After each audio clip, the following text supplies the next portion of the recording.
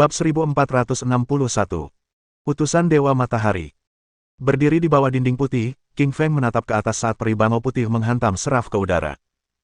Ia mengangguk, berpikir bahwa peri bangau putih jelas jauh lebih kuat daripada seraf.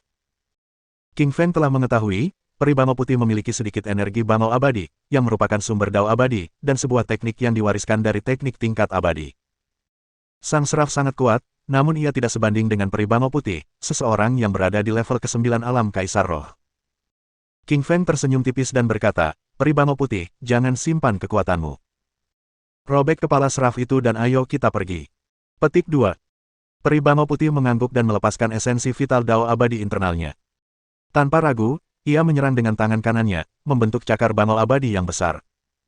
Cakar itu berisi esensi vital berwarna pelangi yang dengan kuat mencengkeram seraf dengan cakarnya dan merobek salah satu sayap kanannya. Sang seraf membuka mulutnya dan berteriak kesakitan. Sayapnya yang tercabut menyemburkan darah, sementara 6 sayap di punggungnya kini berubah menjadi 5. Peri bangau putih benar-benar luar biasa kuat. Dia benar-benar salah satu praktisi kultivasi terbaik di timur. Benar saja, seraf hanya membual dan ingin membunuh kita semua, tapi sekarang peri bangau putih merobek salah satu sayapnya. Tidakkah kau lihat? Kurasa tak lama lagi peri bangau putih akan membunuh seraf ini. Itu akan menunjukkan kepada mereka apa yang akan terjadi jika kau menindas kami, para kultivator timur. Para pembudidaya diri timur di balik tembok putih semuanya berdiskusi dengan gembira di mata mereka. Peri bangau putih mengikuti perintah King Feng tanpa ragu-ragu dan dia terus melepaskan esensi vital bangau abadi di dalamnya untuk membentuk cakar besar, yang merobek sepasang sayap seraf. Memercikkan. Seraf kehilangan 3 sayapnya, dan hanya tersisa 3. Ia kehilangan keseimbangan dan kemampuan terbang, dan saat tubuhnya jatuh dengan keras ke tanah, ia mulai memuntahkan darah.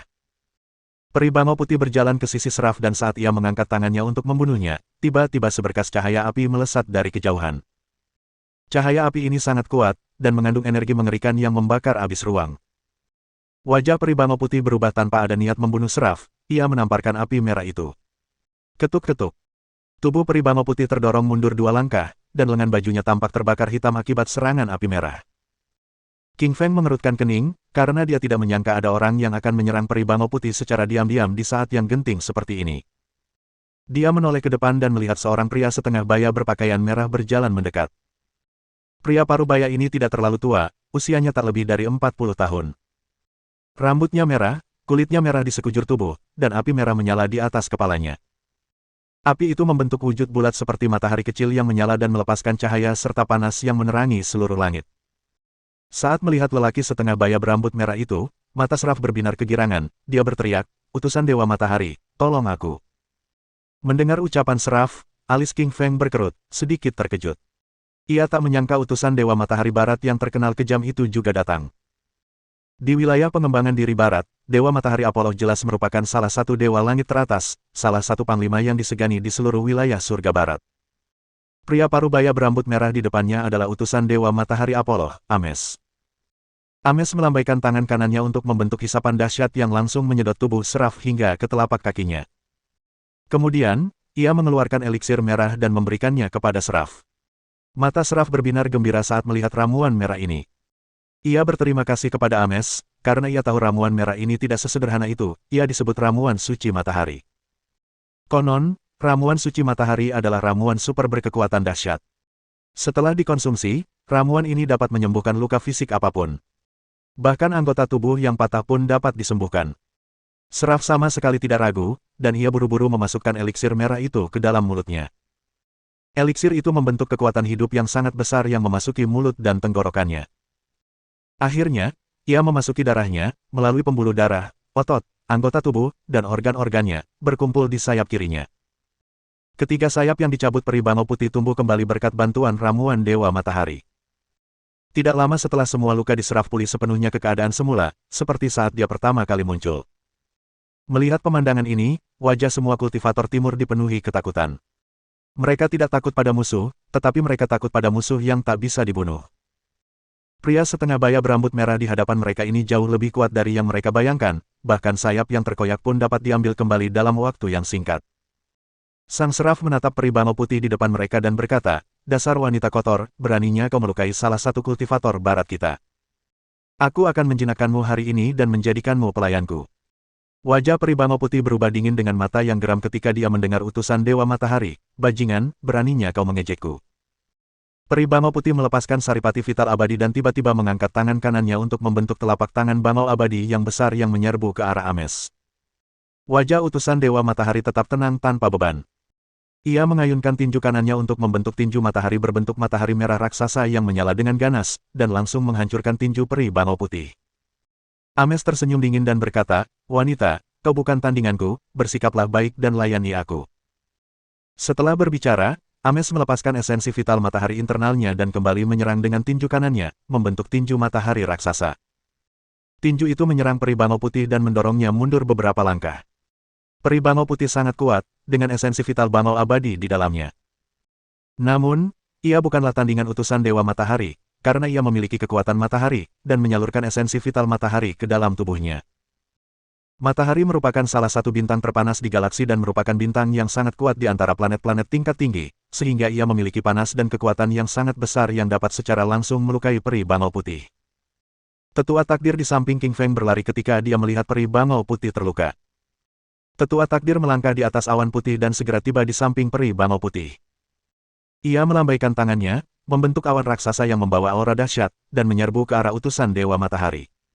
Bab 1462. Jam Kaisar Roh Matahari. Serangan tetua takdir sangat dahsyat, awan di tangannya digunakan oleh para dewa kuno. Meskipun sudah ribuan tahun dan awan itu sangat rapuh, ia masih bisa membentuk kabut dalam jumlah besar. Kabut itu mengandung esensi vital yang abadi. Meski tak banyak, ia tetap mampu menerangi seluruh langit. Ada 3 warna di dalam kabut itu, putih, merah, dan biru. Kabut itu langsung menyelimuti matahari merah kecil milik utusan Dewa Matahari dan memadamkan apinya. Alis sang utusan menegang karena terkejut. Ia tak menyangka serangannya akan semudah itu dinetralkan. Dia tahu tetua itu kuat karena awan yang digunakan tetua itu sangat kuat dan mengandung kekuatan suci. Wajah peri bangau putih pucat, namun dia tetap berkata kepada tetua takdir, "Terima kasih, tetua takdir senior." Sang tetua tersenyum dan mengangguk, tetapi ia tidak berkata apa-apa. Perhatiannya sepenuhnya tertuju pada utusan Dewa Matahari.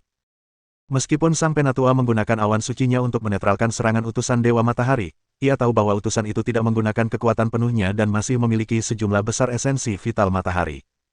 Utusan itu menyeringai. Meskipun tetua takdir sangat kuat, dia tidak terlalu peduli. Ini karena dia tidak menggunakan kekuatan penuhnya. Di dalam tubuhnya, terdapat setetes darah esensi Dewa Matahari, begitu kekuatan darah itu aktif, dia akan menjadi tak terkalahkan. Utusan Dewa Matahari memutuskan untuk tidak menggunakan kekuatan garis keturunannya untuk saat ini. Sebagai gantinya, ia mengeluarkan harta spiritual tingkat kaisar untuk bertarung.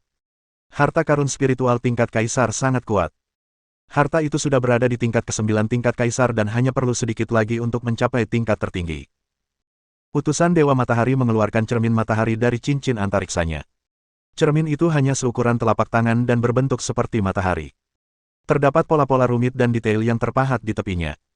Ada energi besar yang dipancarkan oleh cermin itu adalah energi dari api matahari dan bahkan membakar udara di sekitarnya. Sang tetua takdir mengerutkan kening karena dia merasakan betapa dahsyatnya harta spiritual itu, jadi dia segera mengeluarkan vas awan putih. Awan di dalam vas itu memancarkan energi yang berasal dari kitab suci jimat Dao abadi. Meskipun ringan, energi itu sangat kuat. Ada 5 awan yang berputar dan membentuk formasi susunan, samar-samar terlihat sungai sedang terbentuk. Li terkejut ketika melihat vas di tangan tetua itu. Ia bisa merasakan dengan jelas betapa kuatnya vas itu, jelas setara dengan cermin matahari. Utusan Dewa Matahari mengayunkan cerminnya ke depan, dan seketika itu juga membentuk api raksasa. Api itu setinggi ribuan meter dan melesat tepat ke arah tetua takdir. Tetua takdir tak berani menerima serangan itu sembarangan. Ia segera mengaktifkan vas itu dan membentuk sungai sepanjang ribuan meter. Sungai itu bertabrakan dengan api dengan kehadirannya yang putih dan suci, mengeluarkan suara yang menghancurkan. Kedua harta spiritual itu sangat kuat. Api itu mengandung api dari matahari. Meskipun tidak murni, suhunya lebih dari 7.000 derajat Celcius. Namun, vas di tangan tetua takdir juga sangat kuat. Sungai yang terbentuknya mengandung sedikit energi dari para dewa kuno. Dengan demikian, vas itu dapat bertabrakan langsung dengan api matahari. Kedua energi itu terus bertabrakan, meruntuhkan ruang di sekitar mereka. Tidak ada pemenang yang jelas di antara keduanya karena kekuatan harta spiritual mereka serupa. Pada saat ini, utusan Dewa Matahari mengeluarkan harta spiritual lainnya. Itu adalah jam tembaga raksasa berwarna emas dengan api yang berkobar-kobar di dalamnya. Nama jam itu adalah Jam Kaisar Roh Matahari. Jam itu memiliki banyak ukiran mantra matahari di permukaannya, yang berisi aturan alam dan api purba yang paling murni. Tangan kiri utusan Dewa Matahari sedang bertarung melawan tetua takdir dengan cerminnya, sementara tangan kanannya mengarahkan jam ke mulutnya. Utusan itu berteriak, menciptakan badai api spiritual yang dahsyat. Badai itu mengandung energi roh yang kuat dan menghantam tepat ke pikiran tetua takdir, langsung membuat tubuhnya terpental. Tetua takdir merasakan sakit yang hebat di benaknya dan darah mengucur dari mulut dan telinganya. Ia terluka parah. Sekalipun kekuatan sang tetua kuat, kekuatan rohaninya tidak dan ia pun jatuh ke dalam perangkap utusan itu. Apa yang terjadi? Tetua takdir adalah salah satu guru terkuat di dunia kultivasi diri timur yang hidup lebih dari 300 tahun. Bagaimana mungkin dia terluka? Apa kau tidak lihat? Utusan Dewa Matahari mengeluarkan sebuah jam besar. Itu mungkin harta spiritual yang sangat kuat. Ekspresi Lily berubah, dan ia langsung terbang ke arah tetua itu. Ia langsung memeluk tetua itu dan membaringkannya perlahan di tanah. Ketua, saya terluka parah dan tidak bisa bertarung lagi, wajah tetua takdir pucat saat dia berkata dengan lemah. Sang penatua merasa pikirannya akan meledak setiap saat karena jiwanya telah teriris menjadi dua oleh serangan jam itu. Untungnya, tetua takdir sangat kuat, kalau tidak, dia pasti sudah mati. Namun, lukanya masih parah. Li Qingshan berkata dengan sangat serius, jangan bicara lagi, aku akan mengobati lukamu. Li Qingfeng mengulurkan jari telunjuk dan jari tengahnya, lalu menjepitnya. Ia kemudian menyentuh pelipis sang tetua dan menyalurkan energi spiritualnya ke dalam pikiran sang tetua. Tidak butuh waktu lama bagi luka-luka roh itu untuk disembuhkan sepenuhnya oleh energi roh Qingfeng Li. Bab 1463. Angin puyuh bergerak. Terima kasih, Ketua, kata tetua takdir dengan penuh rasa terima kasih. Sang tetua takdir tahu betapa parahnya lukanya, tetapi dia tidak menyangka bahwa Qingfeng Li akan mampu menyembuhkan lukanya secepat itu. Sebelumnya, sang tetua agak ragu dengan kelayakan Li Qingfeng untuk menjadi ketua aliansi. Ia berpikir bahwa Li Qingfeng terlalu muda dan tidak sekuat dirinya. Namun, sekarang setelah dipikir-pikir, Li Qingfeng menyembunyikan seluruh kekuatannya. Qingfeng Li menyembuhkan luka tetua itu dan menyuruhnya pergi ke belakang. Hahaha. Kalian para kultivator timur terlalu lemah dibandingkan denganku. Utusan Dewa Matahari tertawa dan menatap para kultivator timur, seolah-olah ia sedang melihat segerombolan semut. Semua orang menjadi marah setelah mendengar apa yang dikatakan utusan Dewa Matahari. Bajingan ini membunuh para kultivator timur tanpa alasan apapun, bahkan mencuri harta spiritual mereka dan memperkosa wanita mereka. Sekarang dia bahkan ingin membunuh mereka semua, di matanya, para kultivator timur hanyalah sekawanan domba. Ketua, tolong balaskan dendam kami dan bunuh kultivator barat ini. Banyak kultivator timur berlutut di tanah dan memohon kepada Qingfeng Li. Di dalam hati mereka, Li Qingfeng adalah pemimpin dunia kultivasi timur dan harapan serta pelindung terakhir mereka. Mereka menaruh harapan mereka pada Li Qingfeng. Qingfeng Li tersenyum dan menghentikan semua orang berbicara. Jangan khawatir. Karena aku adalah pemimpin dunia kultivasi timur, aku pasti akan melindungi kalian semua, kata Li Qingfeng dengan lantang. Suaranya sangat keras dan menggema di seluruh gunung naga harimau, dan semua orang mendengarnya dengan jelas. Li Qingfeng kemudian membalikkan badannya dan berjalan menuju utusan Dewa Matahari. Ia hendak membunuh kultivator barat itu. Utusan Dewa Matahari memandang Li Qingfeng dan berkata dengan dingin, kau adalah Li Qingfeng, pemimpin dunia kultivasi timur.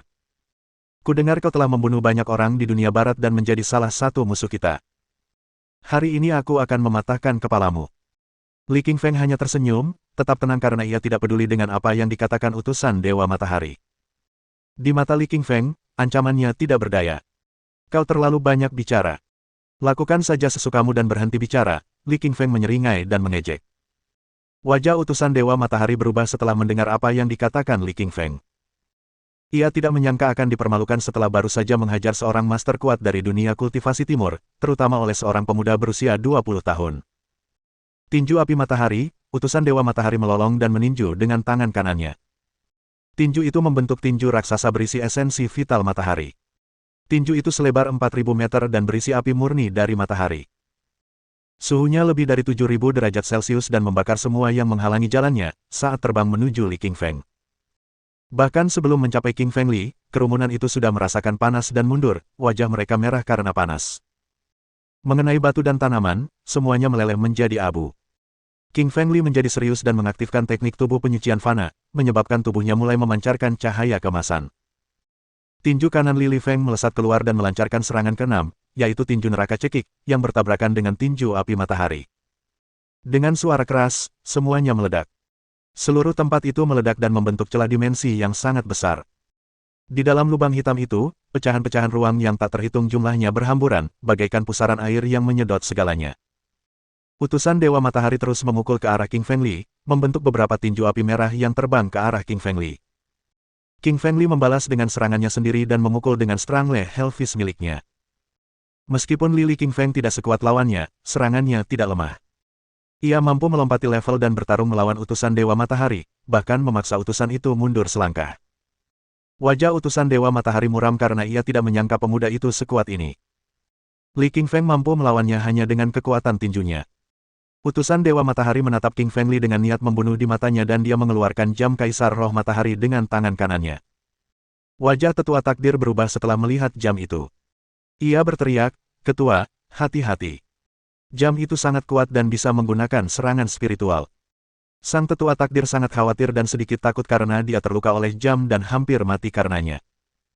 Sang tetua tidak tahu seberapa kuat semangat King Feng Li dan khawatir bahwa King Feng Li akan terluka. Anak anjing hitam datang dan berkata, "Jangan khawatir. Kekuatan spiritual Li King Feng sangat kuat. Jam itu bahkan tidak akan menggelitiknya." King Feng Li juga melambaikan tangannya pada tetua itu dan mengatakan kepadanya untuk tidak khawatir. Dia sama sekali tidak peduli dengan serangan roh itu karena rohnya sangat kuat, setara, bahkan mungkin lebih kuat, daripada kekuatan utusan Dewa Matahari. Utusan Dewa Matahari mendekatkan jam itu ke mulutnya dan menyalurkan kekuatan spiritualnya. Serangan gelombang sonik yang dahsyat pun terbentuk. Serangan itu membentuk api merah dan terbang tepat ke arah jiwa Lili, ingin memadamkan jiwa Lili. Raungan ketiga. Tornado, teriak Li King Feng dan langsung melancarkan serangan ketiga raungan singa. Gelombang sonik spiritual membentuk 3 singa emas di depannya, yang langsung terbang menuju jam utusan. Kedua serangan sonik itu bertabrakan dan membelah ruang di antara keduanya menjadi 2, membelah udara dan membentuk kekosongan di sekitar lokasi tabrakan. Gelombang sonik yang mengamuk meledak dan menyebar, dan monster yang tak terhitung jumlahnya jatuh dari langit karena telinga mereka semua rusak akibat serangan itu. Bab 1464. Pertempuran Serangan Spiritual. Energi dahsyat milik Li dan utusan Dewa Matahari terpancar dengan kuat, bahkan beberapa binatang iblis yang hidup di bawah tanah, seperti kelabang, semut, dan ular, ikut terguncang. Mereka semua berguling-guling tanpa henti, busa putih keluar dari mulut mereka. Jiwa mereka pun terluka parah. Untungnya, para kultivator dari pasukan kultivasi timur berada jauh karena mereka telah mendengarkan kata-kata Black Puppy. Mereka tidak terlalu dekat, sehingga tidak terluka oleh serangan sonik.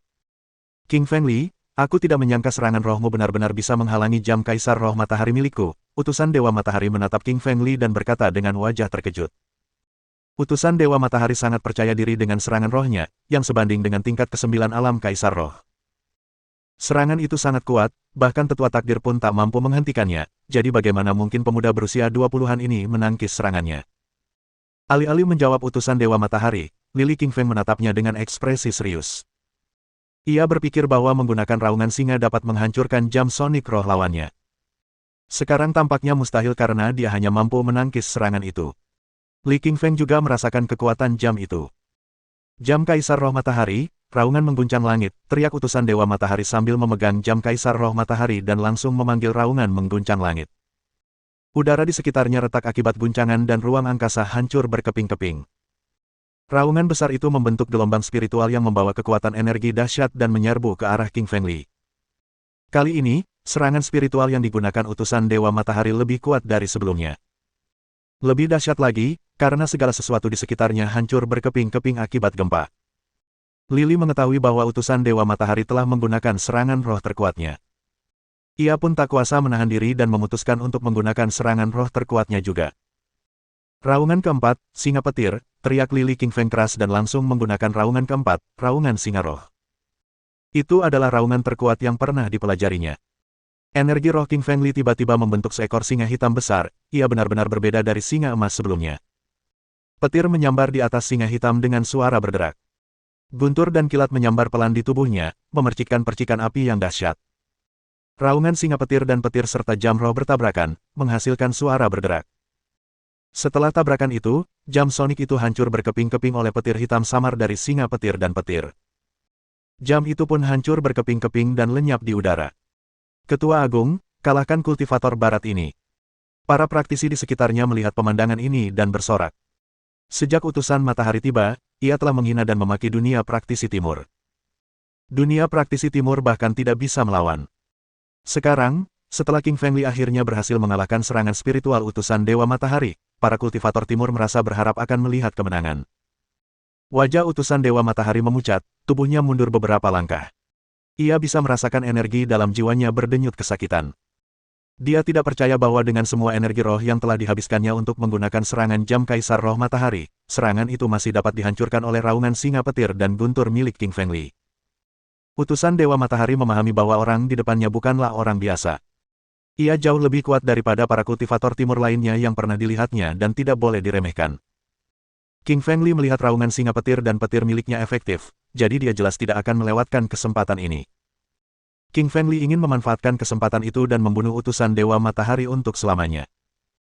King Fengli menyalurkan rohnya dan terus melepaskan Sonic Thunder dan Lightning Lion, memancarkan sinar petir hitam dan menyerang lawannya. Kakak. Guntur dan kilat terus menggelegar di udara, dan sambaran petir muncul dan mengguncang seluruh area. Serangan Sonic utusan Dewa Matahari terpecah, dan bahkan retakan muncul di jam Kaisar Roh Matahari di tangannya. Para kultivator timur di sekitarnya melihat pemandangan ini dan bertepuk tangan meriah. Mereka memandang Li Qingfeng dengan tatapan penuh kekaguman. Utusan Dewa Matahari ingin memberontak, tetapi ia mendapati dirinya bukan tandingan bagi Li Qingfeng. Serangan soniknya tidak mampu mengalahkan raungan singa petir dan petir milik Li Qingfeng. Pada akhirnya, utusan Dewa Matahari menunjukkan sedikit amarah di wajahnya. Ia langsung mengayunkan jam Kaisar Roh Matahari ke udara dan mengubahnya menjadi jam Kaisar Roh Matahari raksasa berdiameter 12 kaki. Ia ingin menjebak Lili di dalam jam tersebut. Lili tersenyum dingin, dan sinar dingin melintas di matanya. Ia bisa merasakan batu giling hitam putih menggeliat di jiwanya, seolah ingin keluar dan melahap jam Kaisar Roh Matahari di depannya. Tanpa ragu, King Fengli segera melepaskan tonggak hitam putih. Begitu batu giling hitam putih muncul, sebuah getaran terdengar. Kemudian, seberkas sinar hitam putih raksasa muncul di udara dan melesat menuju jam Kaisar Roh Matahari. Jam Kaisar Roh Matahari merasakan aura kacau yang kuat dari batu giling hitam putih, mulai bergetar, lalu berbalik untuk segera melarikan diri. Namun, kecepatannya terlalu lambat, sama sekali tidak sebanding dengan kecepatan batu giling hitam putih. Batu giling hitam putih tampak muncul dari ruang hampa, tiba di sebelah jam Kaisar Roh Matahari dalam waktu singkat dan menelannya. Jam Kaisar Roh Matahari mencoba melawan, tetapi segera menyadari bahwa ia tidak bisa bergerak sama sekali. Jam itu hanya memukul sekali dan menggeliat, lalu dimakan oleh batu giling hitam putih dan berubah menjadi energi roh batu giling hitam putih. Permukaan batu giling hitam putih memancarkan cahaya hijau dengan aura kacau, energi rohnya meningkat sedikit sekali lagi. King Feng membawa kembali batu giling hitam putih ke dalam pikirannya dan membiarkannya tersimpan jauh di dalam jiwanya. Utusan Dewa Matahari menatap Li King Feng dengan kilatan keterkejutan di matanya. Ia tidak menyangka jam Kaisar Roh Matahari miliknya akan dimakan dan dilahap oleh batu giling hitam putih yang dipanggil Li King Feng. King Feng Li, kembalikan jam Kaisar Roh Matahari. Utusan Dewa Matahari menatap King Fengli dan berkata dengan suara keras, penuh amarah. Jam Kaisar Roh Matahari merupakan harta spiritual yang sangat berharga bagi utusan Dewa Matahari, karena jam tersebut memberikan banyak bantuan kepadanya. Utusan Dewa Matahari pernah mengandalkan harta spiritual ini untuk menyapu dunia barat para kultivator mandiri hingga menjadi salah satu kultivator mandiri teratas. Bahkan setelah utusan Dewa Matahari tiba di dunia kultivasi timur, ia mengandalkan jam Kaisar Roh Matahari untuk mengalahkan banyak lawannya. Meskipun tetua takdir sangat kuat, dia tetap dikalahkan dan dilukai oleh jam Kaisar Roh Matahari milik utusan Dewa Matahari. Namun, utusan Dewa Matahari tidak pernah membayangkan bahwa jam Kaisar Roh Matahari yang tak terkalahkan di tangannya akan dikalahkan oleh Lili. Jam itu telah dilahap oleh lawannya dan lenyap selamanya dari dunia. Bab 1465. Garis Keturunan Dewa Matahari. Lili tersenyum dingin dan berkata, kembalikan saja. Apa kepalamu sebenarnya cuma kelapa? Apa menurutmu itu mungkin? King Fengli, dasar bajingan. Aku harus membunuhmu hari ini. Wajah utusan Dewa Matahari dipenuhi dengan niat membunuh, menatap mata King Fengli seolah-olah dia akan membunuh dan memotongnya menjadi 8 bagian. Utusan Dewa Matahari melangkah ke tanah dengan kuat, tubuhnya melesat seperti anak panah tajam dan menyerbu ke arah King Fengli dengan cepat. Li King Feng langsung meninju utusan Dewa Matahari dengan tinju kanannya. Kekuatan serangan mereka berdua sangat mirip, tak satu pun mampu mengalahkan yang lain. Utusan Dewa Matahari berteriak sambil mencabut sebilah pedang panjang berwarna merah dari punggungnya. Pada permukaan bilah pedang merah panjang itu terukir pola matahari merah besar dengan tulisan jimat matahari berkelap-kelip yang mengandung kekuatan mengerikan. Pedang panjang berwarna merah, yang disebut pedang roh matahari, sangat bergengsi di dunia kultivasi barat dan telah membunuh banyak guru besar tingkat atas. Pergelangan tangan utusan Dewa Matahari berputar, mengangkat pedang roh matahari ke arah depan ke arah King Feng Li dan mengiris dengan kuat. Kemanapun bilah pedang panjang itu lewat di udara, retakan besar terjadi di dinding dimensi dan ruang pun hancur. Li King Feng mengerutkan kening. Ia merasakan kekuatan pedang roh matahari. Ia tahu itu adalah harta spiritual pedang panjang yang kuat. Lili memutar pergelangan tangannya, mengeluarkan pedang kaisar api langsung dari cincin interspatial. Pedang kaisar api memancarkan api merah menyala di permukaannya. King Feng Li menyalurkan esensi vital unsur api ke pedang kaisar api, menyebabkannya memancarkan cahaya merah. Singa Neraka. Tanpa ragu, Li Qingshan mengeluarkan jurus terkuat pedang kaisar api, Singa Neraka. Di depan Lili, seekor singa api merah setinggi beberapa ribu meter terbentuk. Ia membuka mulutnya yang berdarah dan menyemburkan api merah. Api merah tersebut bertabrakan dengan serangan pedang panjang dan membentuk fluktuasi energi yang sangat besar. Ada dua retakan besar antara langit dan bumi. Satu retakan dipotong oleh pedang roh matahari, dan retakan lainnya dipotong oleh pedang kaisar api di tangan Lili. Kedua retakan itu terbelah ke samping dan langsung membelah tanah, bagaikan gempa bumi. Sebuah retakan besar terbentuk di tanah. Batu, tanah, tanaman, pohon, dan bunga di sekitarnya semuanya jatuh ke dalam retakan. Retakan itu tak berdasar dan melahap segalanya. Wajah para pembudidaya diri di dekatnya berubah drastis, tubuh mereka terus menyusut ke belakang. Mereka takut jatuh ke dalam celah dan ditelan kehampaan. Deng-deng. Tubuh Lili dan utusan Dewa Matahari keduanya mundur. Tak satu pun dari mereka mampu menahan serangan sekuat ini. Wajah utusan Dewa Matahari tampak serius. Ia tidak menyangka bahwa bahkan ketika pedang roh matahari digunakan, Li King Feng tetap tak terkalahkan. Dia mulai mengayunkan pedang roh matahari di tangannya, terus-menerus menebas ke arah King Feng Li dalam upaya untuk membunuhnya segera. Li King Feng tampak tenang, tidak khawatir dengan serangan-serangan itu. Ia terus mengayunkan pedang kaisar api di tangannya. Ia menang tipis melawan utusan Dewa Matahari. Bagaimana menurutmu? Menurutmu, ketua kita atau utusan Dewa Matahari yang akan menang? Tentu saja, ketua kita akan menang. Tapi aku merasa ketua kita sudah lama melawan utusan Dewa Matahari dan masih belum mengalahkannya. Hatiku agak takut. Konon kali ini, bukan hanya utusan Dewa Matahari yang datang, utusan Dewa Langit juga datang, tapi dia belum muncul. Jangan khawatir. Apa yang kau takutkan? Ketua kami tak terkalahkan. Para kultivator timur di sekitarnya sedang berdiskusi. Keyakinan sebagian kecil kultivator terhadap Lili agak goyah dan mereka tidak menyangka Lili akan menang. Tetapi sebagian besar kultivator masih berpikir bahwa King Feng Li akan menang. Li Qingshan jelas mendengar ucapan para kultivator timur di belakangnya, tetapi ia tidak memasukkannya ke dalam hati. Bahkan ketika Li Qingshan melawan utusan Dewa Matahari, ia belum mengerahkan seluruh kekuatannya. Dia tahu utusan Dewa Matahari hanyalah garda depan. Banyak orang datang dari dunia kultivasi barat kali ini, dan banyak master masih belum muncul, jadi dia menyimpan kartu-kartu terkuatnya, seperti api emas.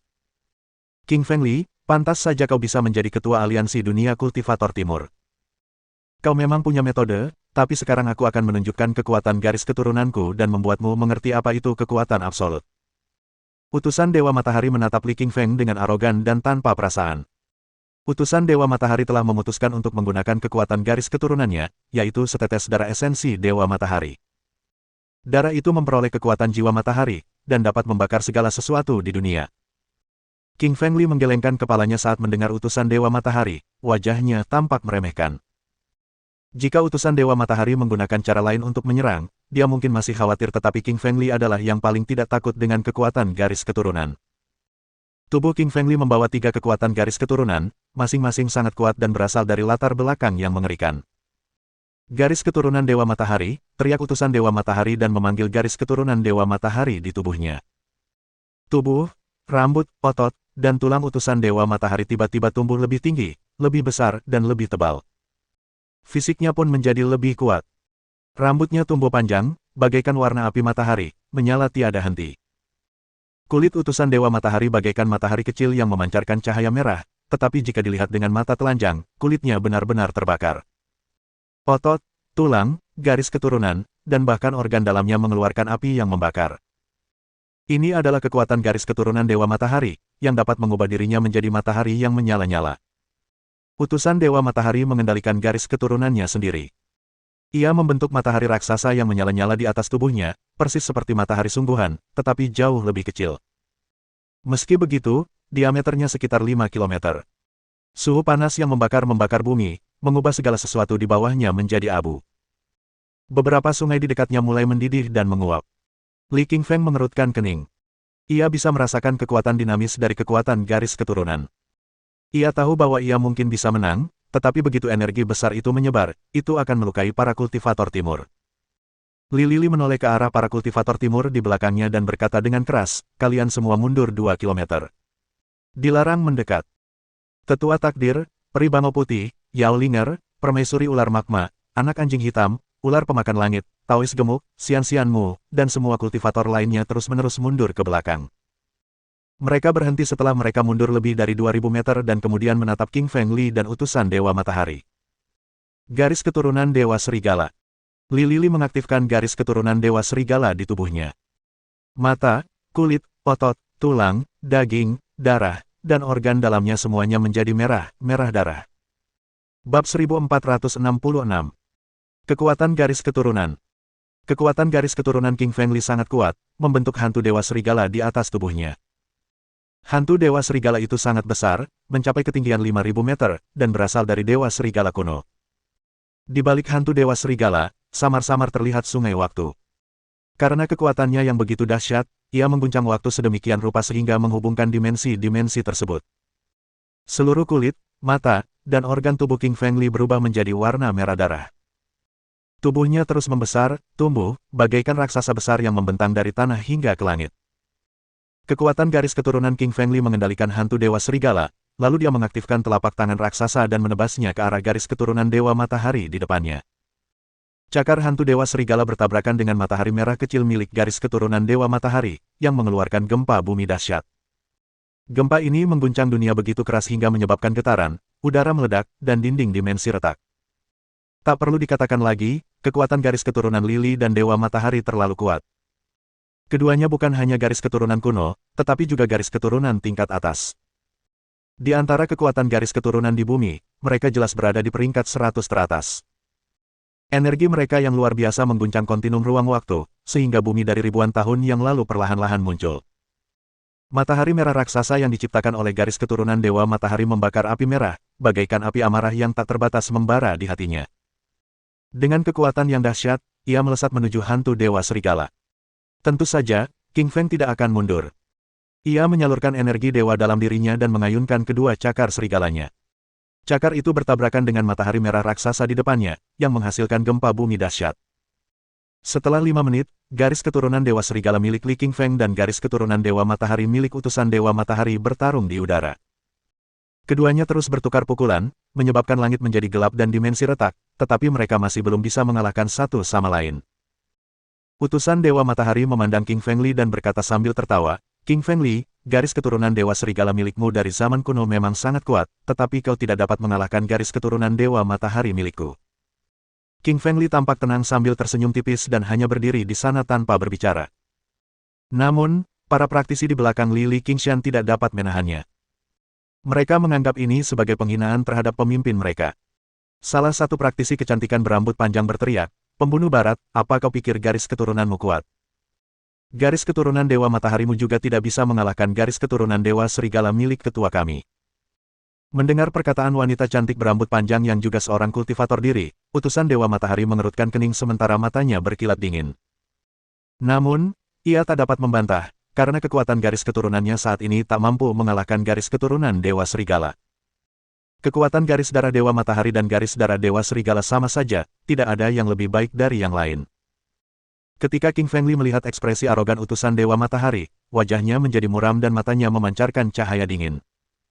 Tadi, dia hanya menggunakan satu kekuatan garis keturunan karena ingin menguji kekuatan utusan Dewa Matahari. Dia tidak menyangka orang ini begitu sombong.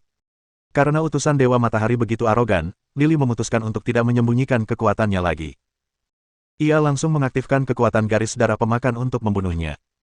Karena kau menggali kuburmu sendiri, aku akan membantumu, kata King Fengli dengan suara dingin kepada utusan Dewa Matahari yang berdiri di depannya. Mendengar kata-kata Li Qingfeng, utusan Dewa Matahari tertawa sinis dan berkata, Li Qingfeng, garis keturunan Dewa Matahariku adalah salah satu dari 100 garis keturunan teratas di zaman kuno. Jika kau bisa mengalahkan garis keturunan Dewa Matahariku, aku akan mencari tahu untuk menghancurkan diriku sendiri sampai mati. Lili tersenyum tipis dan berkata dengan angkuh, kalau begitu, utusan Dewa Matahari. Tunggu aku mengalahkan garis keturunan Dewa Mataharimu, lalu kau bisa cari tahu untuk bunuh diri. King Fengli tersenyum dingin, lalu dia langsung mengaktifkan garis darah pemakan di tubuhnya. Garis darah Devourer adalah pusaran hitam.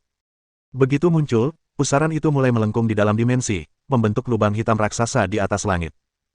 Lubang hitam ini sangat besar, menutupi seluruh langit. Semua bunga, pohon, tanaman, dan bebatuan di sekitarnya telah dilahap dan diubah menjadi energinya sendiri. Kini setelah garis darah Devourer menjadi lebih kuat, daya hisapnya pun menjadi lebih kuat dari sebelumnya dan daya melahapnya pun menjadi semakin besar.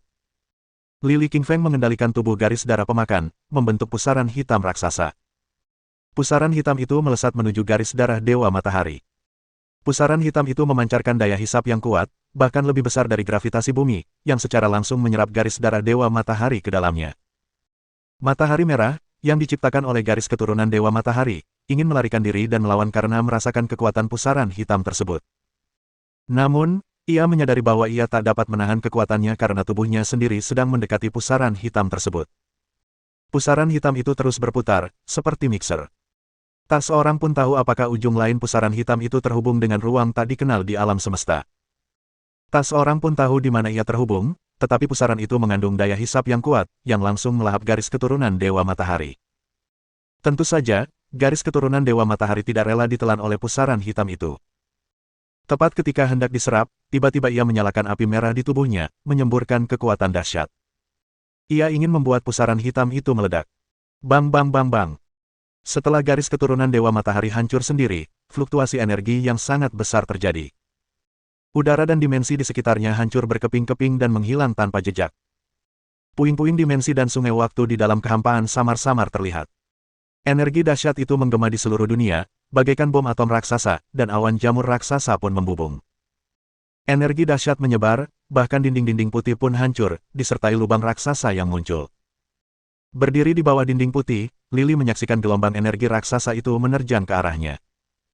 Raut wajahnya berubah karena ia tahu ia tidak bisa menghindar, kalau tidak, ia akan melukai para kultivator timur di belakangnya. Lili menyalurkan teknik tubuh api penyucian fana, tubuhnya memancarkan cahaya kemasan. Tinju kanannya tiba-tiba terayun ke depan, berubah menjadi tinju raksasa dan langsung menghancurkan gelombang energi di depannya. Salam bagi pemimpin yang maha kuasa, teriak para pembudidaya diri oriental di belakang mereka karena mereka sangat gembira ketika melihat pemandangan ini. Baru saja, para kultivator timur ini terkejut dan takut akan terbunuh oleh fluktuasi energi besar yang datang tepat ke arah mereka. Namun, mereka tidak menyangka bahwa satu pukulan dari Li Qingfeng akan dengan mudah menangkisnya. Jurus tinju Li Qingfeng memang terlalu kuat. Di atas tubuh King Fengli, pusaran hitam yang dibentuk oleh garis darah pemakan langsung menelan garis darah Dewa Matahari, mengubahnya menjadi energinya sendiri. Puci.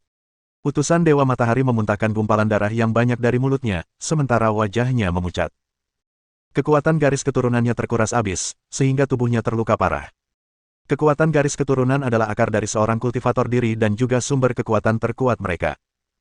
Ketika kekuatan itu dilahap oleh garis keturunan lain, kekuatan itu akan lenyap sepenuhnya dari inang aslinya. Bab 1467. Mengalahkan utusan Dewa Matahari. Setelah garis darah pemakan Li Qingshan menelan garis darah Dewa Matahari, kekuatannya meningkat pesat. Garis darah itu membentuk pusaran hitam dan kembali memasuki tubuhnya. Lili merasa bahwa esensi vital tubuhnya terus meningkat, bagaikan lautan yang bergolak dan tsunami yang dahsyat.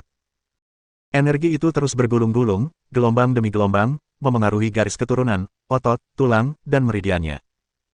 Pada akhirnya, semua energi yang diserap dari garis darah Dewa Matahari dikumpulkan menuju inti roh di King Fengli, yang mulai mengalami mutasi terus-menerus. Di atas inti roh King Fengli, dulunya ada 3 tanda, tetapi sekarang terus meningkat, menjadi 4, 5, dan kemudian 6 tanda.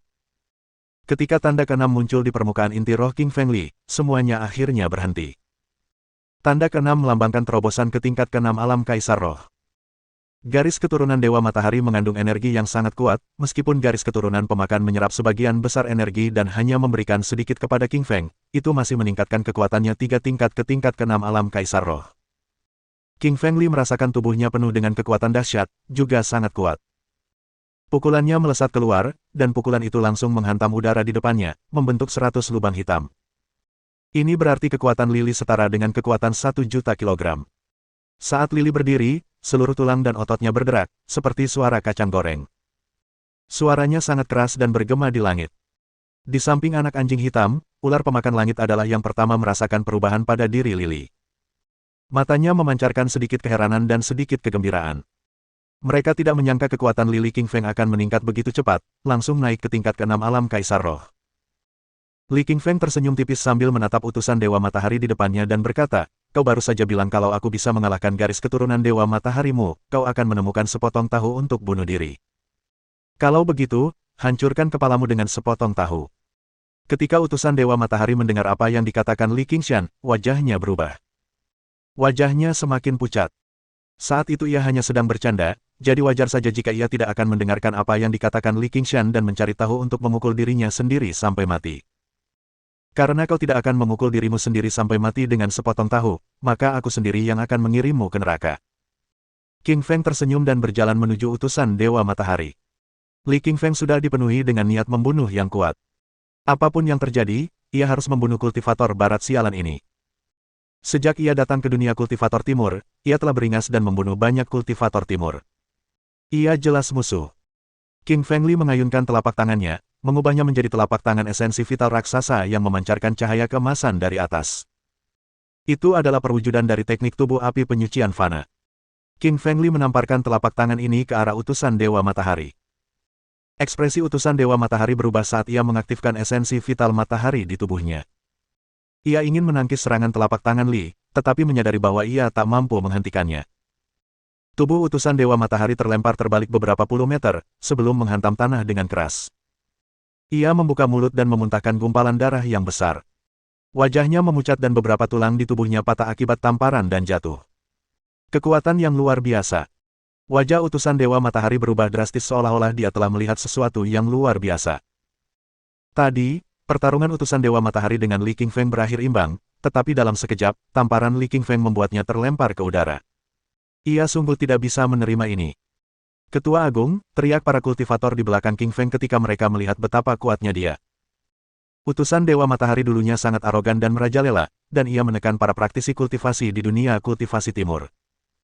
Namun kini, ia telah terhempas oleh serangan telapak tangan Lili, sehingga semua orang merasa sangat lega. King Feng Li tersenyum tipis saat dia terbang cepat ke depan utusan Dewa Matahari. Utusan Dewa Matahari ingin bangkit, tetapi ia kembali ditampar ke tanah oleh Li King Feng. Kekuatan utusan Dewa Matahari jelas bukan tandingan Li King Feng. "Katakan padaku, bagaimana kau ingin mati?" tanya Li King Feng pelan sambil menatap utusan Dewa Matahari di depannya. Meskipun suara Li King Feng sangat ringan, nadanya mengandung niat membunuh yang dalam. Niat membunuh itu sangat kuat, cukup kuat untuk menutupi dan mengguncang langit. Wajah utusan Dewa Matahari memucat. Wajahnya yang tadinya merah kini memucat, dan tubuhnya pun berubah dari merah kemerahan menjadi putih pucat. Ia terluka di sekujur tubuh dan tulang-tulangnya patah berkali-kali. Darah segar terus mengucur dari mulutnya, dan tampaknya tak kunjung berhenti. Li Lili mengaktifkan esensi vital dalam tubuhnya sambil perlahan mengangkat tangan kanannya. Tepat ketika ia hendak meninju utusan Dewa Matahari, sebuah ledakan keras terdengar dari atas dinding putih. Hanya suara keras yang terdengar. Dinding putih raksasa itu hancur berkeping-keping. King Feng mengerutkan kening dan mendongak. Ia melihat kerumunan besar datang dari balik dinding putih yang dulu berdiri. Kerumunan itu sungguh besar, setidaknya ada 10.000 orang. Mereka berdesakan seperti pasukan, semuanya mengenakan pakaian dari dunia pengembangan diri barat. Orang bisa tahu bahwa mereka adalah praktisi pengembangan diri barat tanpa perlu melihat mereka. Orang yang memimpin para kultivator barat adalah seorang pria setengah baya yang tingginya mencapai 2 meter. Wajah pria parubaya itu tampak tegas dengan alis hitam, rambut kuning, dan mata biru. Seluruh otot di tubuhnya tampak kencang, memancarkan aura yang kuat. Ia berdiri di sana bagaikan raksasa yang gigih dengan lampu hitam di tangannya. Lampu ini bukanlah lampu modern yang menggunakan bohlam, melainkan lampu minyak tanah kuno.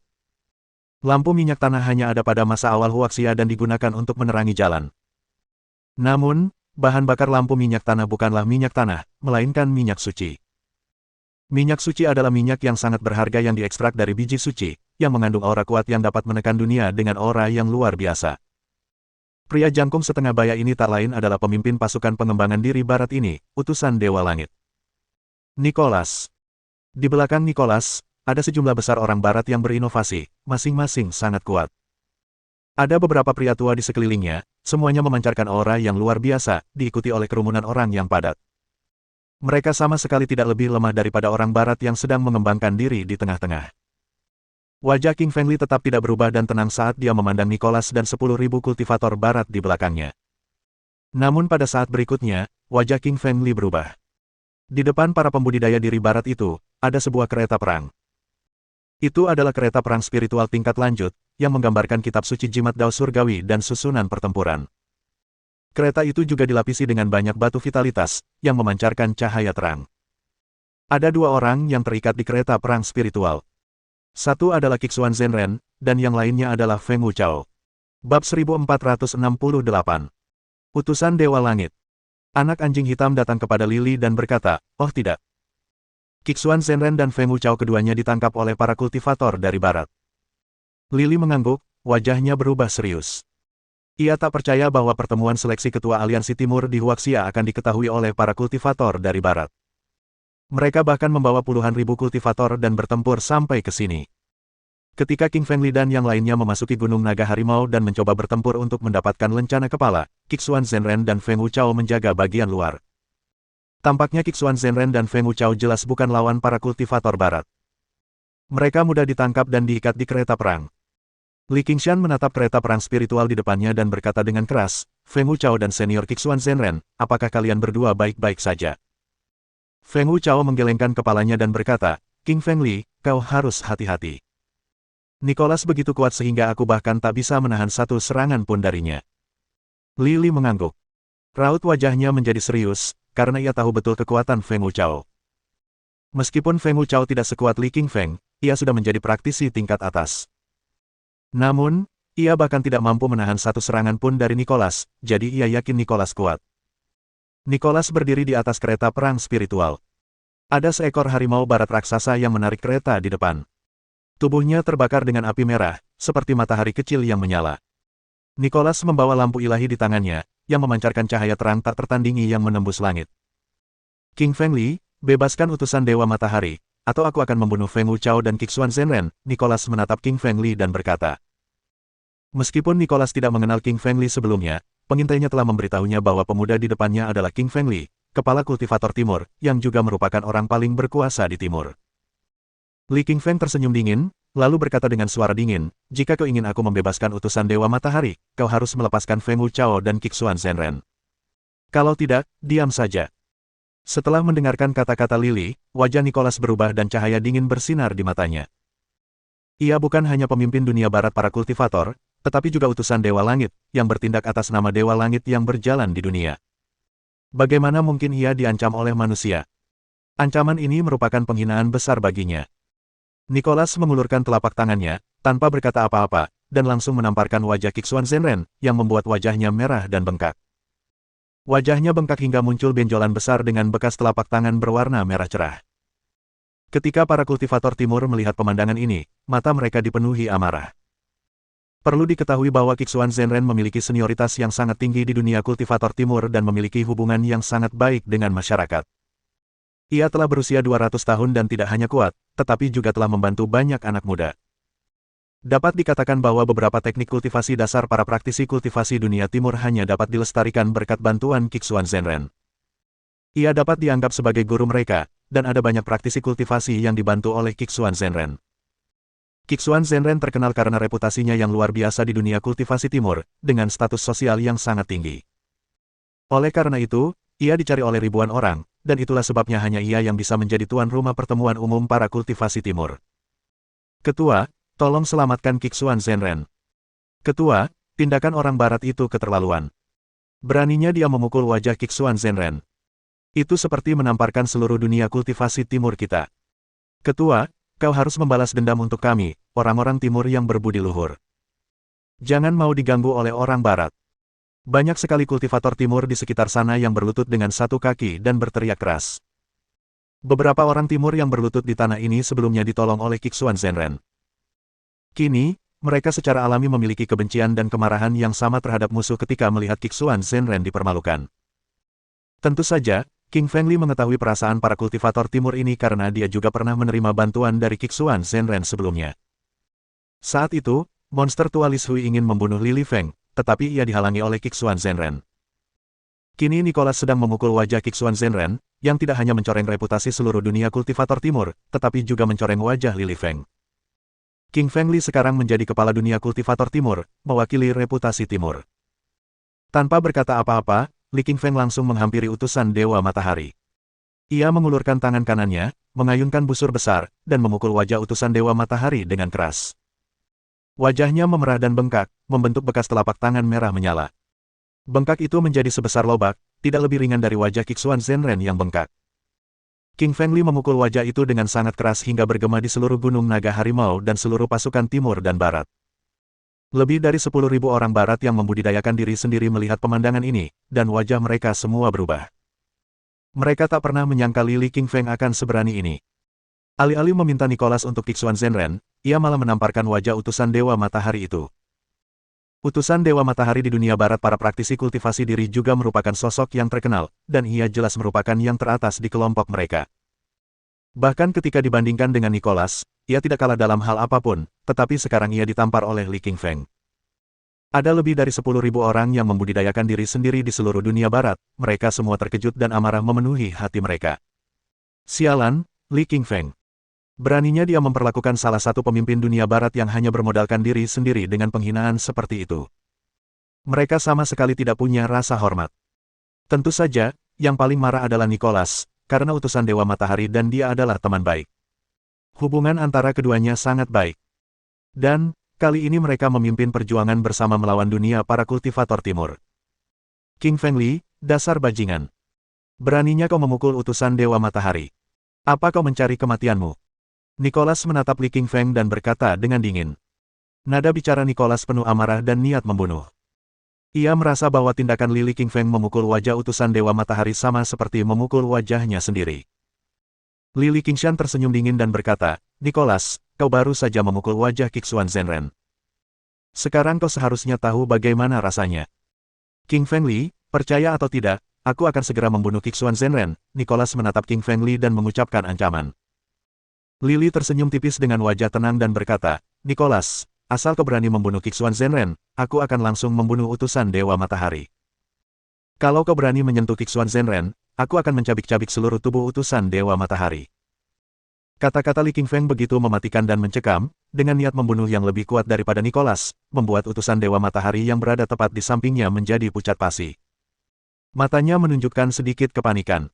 Utusan Dewa Matahari sudah merasakan niat membunuh yang terpancar dari tubuh Li Qingfeng. Ia sudah melihatnya.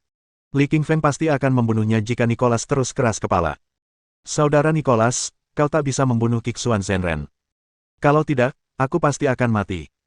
Utusan Dewa Matahari berkata dengan lantang kepada Nicholas yang berdiri di seberang. Bab 1469. Adik perempuan utusan Dewa Matahari. Mendengar kata-kata utusan Dewa Matahari, raut wajah Nicholas berubah tidak setuju. Ia tidak menyangka utusan Dewa Matahari akan begitu pengecut hingga memohon belas kasihan untuk Kixuan Zenren. Akan tetapi, betapapun tidak senangnya dia terhadap utusan Dewa Matahari, utusan tersebut adalah salah satu pemimpin kaum kultivator barat dan merupakan salah satu teman baiknya, jadi dia masih harus berusaha menyelamatkan nyawa utusan Dewa Matahari. Setelah hening sejenak, Nicholas bertanya, King Fengli, utusan Dewa Matahari itu satu orang, dan kau hanya bisa menukarnya dengan salah satu utusanmu. Kau boleh memilih antara Kixuan Zenren dan Feng Wuchao. Nicholas sangat licik dan tercela sehingga ia memaksa King Fengli untuk membuat keputusan yang sulit. Ekspresi wajah King Fengli berubah karena Feng Wuchao dan Kixuan Zenren telah berjasa besar padanya dan penting baginya. Mereka berdua adalah kultivator timur dan King Fengli ingin menyelamatkan mereka berdua, tetapi Nicholas hanya mengizinkannya memilih salah satu di antara mereka untuk pertukaran tawanan. Li Qingfeng berada dalam dilema. Itu adalah pilihan yang sulit. Ketua, kita harus menyelamatkan Kixuan Zenren terlebih dahulu karena dia senior kita. Para kultivator timur di belakang memanggilnya. Mendengar nasihat mereka, Li Qingfeng mengerutkan kening dengan ragu. Feng Wuchao adalah teman baiknya, dan dia tidak bisa begitu saja meninggalkannya. Pada saat ini, Kixuan Zhenren di kereta spiritual berbicara.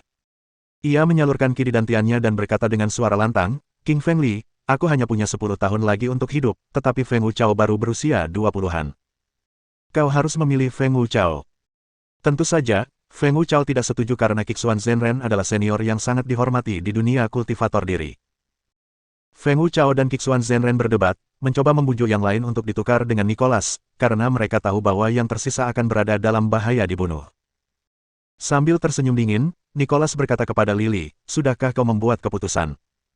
Siapa yang ingin kau tukarkan?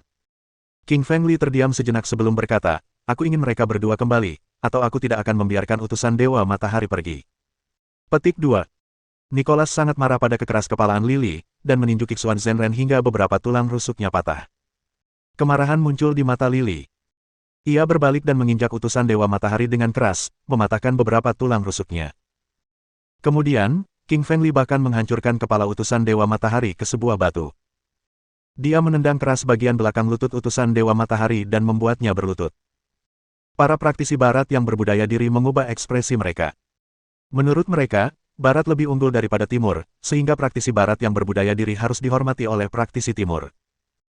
Namun bertentangan dengan harapan mereka, King Feng Li malah membuat utusan Dewa Matahari berlutut, yang merupakan sebuah penghinaan bagi seluruh dunia kultivator Barat. Lily memperhatikan ekspresi para kultivator Barat. Ia berniat untuk terus menghina utusan Dewa Matahari jika Nicholas tidak mau melepaskan Feng Wuchao dan Kixuan Zhenren. King Feng Li, kau mencari kematian dengan memperlakukan utusan Dewa Matahari seperti ini, kata Nicholas dingin dengan niat membunuh yang kuat dalam suaranya. Lily melambaikan tangannya dengan acuh tak acuh, berkata, aku tidak akan terancam olehmu. Akan kukatakan lagi, jika kau tidak menukar Feng Wuchao dan Kixuan Zhenren, aku akan terus mempermalukan utusan Dewa Matahari dan membuatnya berlutut di sini. Wajah Nicholas berubah gelap, cahaya dingin berkilat di matanya. Lampu ilahi di tangannya memancarkan cahaya merah terang, berkobar di langit. Pada saat ini, seorang wanita berambut merah berjalan keluar dari kelompok orang Barat yang berkultivasi sendiri. Dia sangat cantik dengan perawakan tinggi, wajah menawan, mata berbentuk almond, dan rambut merah panjang yang terurai. Si cantik berambut merah berjalan ke sisi Nicholas sambil berkata, Kepala Nicholas, tolong selamatkan kakak seniorku. Nicholas mengulurkan tangannya dan memeluknya, lalu mencium wajahnya. Jangan khawatir. Kau wanitaku dan aku akan menyelamatkan saudaramu.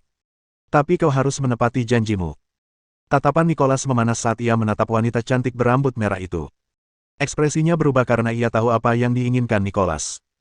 Melihat adiknya yang menderita di sisi lain, ia mengangguk enggan. Melihat persetujuannya, Nicholas pun senang. Inilah hasil yang diinginkannya. Ia sudah lama menginginkan wanita cantik berambut merah itu. Wanita itu menolaknya hingga hari ini, ketika nyawa kakaknya terancam. Si cantik berambut merah itu disebut Mawar Api. Ia cukup terkenal di kalangan praktisi bela diri Barat karena kecantikannya dan penguasaan sedikit kekuatan Dewa Matahari. Nicholas menatap King Feng Li dan berkata dengan acuh tak acuh, lepaskan utusan Dewa Matahari, dan aku akan memberimu Feng Wuchao dan Kixuan Zhenren. Pada saat ini, Linger Yao berjalan mendekat dan memperingatkan, King Feng Li, hati-hati dengan tipuan mereka. Lily tersenyum tipis dan melambaikan tangannya. Ia berkata, Linger Yao, jangan khawatir. Kurasa itu bukan tipuan mereka karena utusan Dewa Matahari sangat penting bagi mereka. Sejujurnya, King Feng Li ingin membunuh utusan Dewa Matahari karena dia adalah seorang kultivator Barat yang kuat dan telah membunuh banyak kultivator Timur. Namun, demi menyelamatkan Feng Wuchao dan Kixuan Zhenren, ia menekan niat membunuhnya. Ia mengangkat utusan Dewa Matahari dengan tangan kanannya dan melangkah maju. Pada saat yang sama, seorang lelaki tua berpakaian hitam dari kalangan kultivator Barat memimpin Feng Wuchao dan Kixuan Zhenren maju untuk pertukaran. King Feng Li mengerutkan kening dan cahaya dingin melintas di matanya, tidak menyangka Nicholas akan begitu sombong. Sebagai kepala kultivator Timur, King Feng Li merupakan tokoh berpangkat tinggi, namun Nicholas meremehkan King Feng Li dengan menunjuk salah satu bawahannya untuk menukar tawanan dengan King Feng Li. Tapi, King Feng Li akhirnya menahan amarahnya demi Feng Wuchao dan Kixuan Zhenren. Bab 1470. Meledak dengan satu pukulan. Orang tua berjubah hitam itu merupakan Master Alam Kaisar Roh tingkat 8 yang tersohor di kalangan kultivator Barat. Dia membawa Feng Wuchao di tangan kirinya dan Kixuan Zhenren di tangan kanannya, melemparkan keduanya ke tanah. Wajah Li Qingfeng menjadi gelap.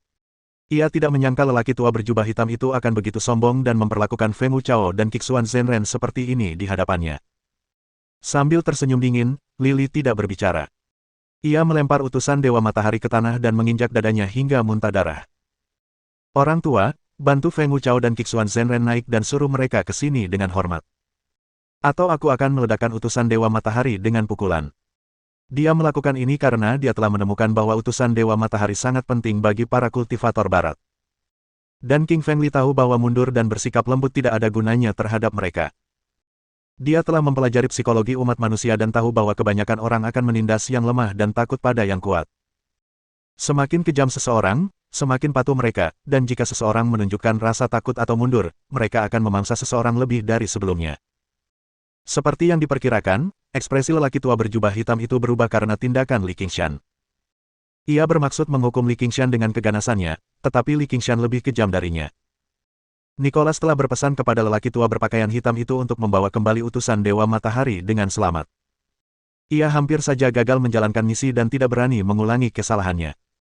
Meskipun lelaki tua berjubah hitam itu sangat tidak senang dengan King Feng Li, dia dengan patuh berjalan mendekat dan mengangkat Feng Wuchao dan Qixuan Zhenren sebelum melangkah maju.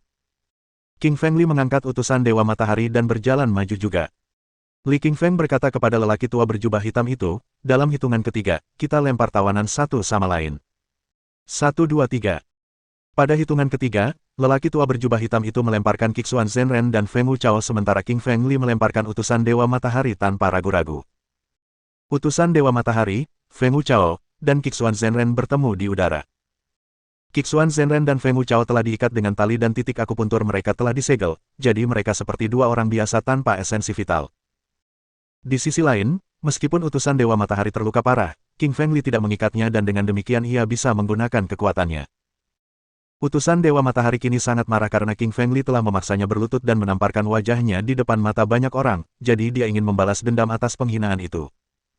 Saat berada di udara, dia melancarkan serangan telapak tangan ke arah Feng Wuchao dan Qixuan Zhenren. Ekspresi wajah Li King Feng berubah drastis saat melihat serangan itu, dan niat membunuh terpancar di matanya. Ia tidak menyangka utusan Dewa Matahari akan begitu keji hingga melancarkan serangan diam-diam ke arah Feng Wuchao dan Qixuan Zhenren di udara. King Feng Li menendang tanah dengan keras seperti burung nasar, lalu langsung melompat ke udara. Dengan cahaya keemasan yang menyilaukan, ia mengayunkan tinju kanannya ke arah utusan Dewa Matahari dengan kekuatan yang tak tertandingi. Tinju itu mendarat dengan ganas di tubuh utusan Dewa Matahari dan meledakkannya. Gemuruh. Dengan suara keras, tubuh utusan Dewa Matahari hancur berkeping-keping dan lenyap di udara. Para pembudidaya diri yang menyaksikan tercengang dengan apa yang mereka lihat.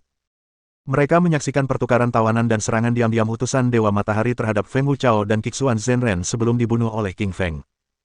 Semua ini terjadi dalam sekejap mata dan mereka tidak punya waktu untuk bereaksi. Mengabaikan orang-orang yang tercengang, King Feng Li terbang ke udara dan menangkap Feng Wuchao dan Qixuan Zhenren. Ia melepaskan ikatan mereka dan membuka titik-titik akupuntur. Melihat luka mereka, ia mulai mengalirkan saripati vital ke dalam tubuh mereka sebelum memberi mereka ramuan. Pada saat yang sama, para kultivator barat menyadari apa yang terjadi. Utusan Dewa Matahari, salah satu pemimpin mereka, dibunuh oleh Li Li dengan satu pukulan. Kakak senior, kau mati dengan tragis. Melihat kematian utusan Dewa Matahari, si rambut merah berteriak dengan marah. Ia berniat menyelamatkan kakaknya, tetapi kini kakaknya telah diledakkan oleh Li King Feng hanya dengan satu pukulan. Kematiannya sungguh menyedihkan. Nicholas, kau harus membalaskan dendam saudaraku. Li King Feng benar-benar jahat. Si cantik berambut merah menoleh dan berkata kepada Nicholas. Nicholas mengangguk dengan wajah pucat pasi, amarah dan niat membunuh membara di matanya. Utusan Dewa Matahari tidak hanya menjadi teman baiknya, tetapi juga pemimpin yang berharga bagi orang-orang barat. Dalam perang melawan para kultivator timur, utusan Dewa Matahari telah bekerja keras dan sangat membantu Nicholas. Tak seorang pun menyangka ia akan dibunuh oleh Li King Feng dengan begitu mudah. Apis, bunuh Li Feng dan potong dia menjadi 8 bagian, perintah Nicholas kepada lelaki tua berjubah hitam itu. Pria tua berjubah hitam itu mengangguk dan berbalik untuk berjalan menuju Lily. Ia juga sangat marah. Dia telah membawa Feng Wuchao dan Qixuan Zhenren sebagai ganti utusan Dewa Matahari, jadi merupakan tamparan di wajahnya ketika King Feng Li membunuh utusan Dewa Matahari di bawah pengawasannya. Mendengar nama Apis, para praktisi kultivasi yang menyaksikan semuanya berubah ekspresi. Ia adalah seorang guru terkenal di dunia kultivasi barat. Dikatakan bahwa dia telah membunuh banyak orang yang berkultivasi sendiri dan namanya telah menyebar ke seluruh dunia. Ia terkenal karena membunuh banyak pejuang kultivasi timur dalam perang melawan pasukan kultivasi timur. Sambil tersenyum dingin, King Fengli melangkah maju, sama sekali tidak peduli pada lelaki tua berjubah hitam itu, seorang master alam kaisar roh tingkat 8. Itu karena King Fengli telah mencapai alam kaisar roh tingkat ke-6, dan dia dapat menantang guru tingkat yang lebih tinggi. Pria tua berjubah hitam itu mengulurkan telapak tangannya, yang berubah menjadi telapak tangan raksasa setinggi 5.000 meter dan menghantam ke arah King Fengli, berniat membunuhnya. Li Qingfeng tersenyum dingin dan melancarkan tinju neraka cekik. Memancarkan cahaya keemasan yang berkilauan ke seluruh tubuhnya, Li Qingfeng menghancurkan telapak tangan lawannya dan meraih tangan lelaki tua berjubah hitam itu. Mohon dukungan dari omom ante-ante sekalian, buat subscribe atau sharekan novel Mimin ke Facebook kalian, agar channel Mimin bisa terus berkembang. Dengan begitu, Mimin bisa lebih semangat untuk up novel seru lain ke depannya. Buat teman-teman yang sudah subscribe dan sharekan novel Mimin, Mimin ucapkan terima kasih sebanyak-banyaknya.